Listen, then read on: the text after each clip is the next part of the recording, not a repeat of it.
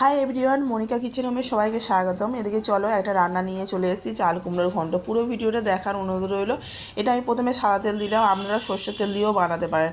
আমি সাদা তেল দিলাম, সাদা তেলের মধ্যে গোটা জিরে আর শুকনো লঙ্কা তেজপাতা ফোড়ন দিয়ে দিলাম, আর ধুয়ে রাখা মুগ ডালগুলো দিয়ে দিলাম। দিয়ে এবার ভালো করে একটু তেলে একটু ভেজে নেব। ভালো করে ভেজে নিয়ে আমি এবার দিয়ে দেবো চাল কুমড়ো। চাল কুমড়ো ঝিরিঝিরি করে কেটে রেখে দিয়েছিলাম, এইরকম হবে। চাল কুমড়োটা কেটে রেখে দিয়েছিলাম, সেই চাল কুমড়োটা দিয়ে দেবো। দিয়ে ডালের সাথে ভালো করে নাড়িয়ে চাড়িয়ে একটু নিয়ে নেবো। দেখতে পাচ্ছি চেরা কাঁচা লঙ্কা দিয়ে দিলাম, আর এখানে দিয়ে দিলাম আদা জিরে আর কাঁচা লঙ্কা বাটা একসাথে আমি বেটেছিলাম, সেইটা আমি দিয়ে দিলাম। দিয়ে এবার আমি প্রথমে নুন, তারপর হলুদ গুঁড়ো দিয়ে আমি ফের একটু নাড়িচাড়ি নিয়ে নিলাম। নাড়িচাড়ি নিয়ে একটু ঢাকা দিয়ে দেবো, জল দেবো না। আর দেখো ঢাকা দিয়েছিলাম, ঢাকা দেওয়ার পরে জলটা কতটা পরিমাণে উঠে গেছে।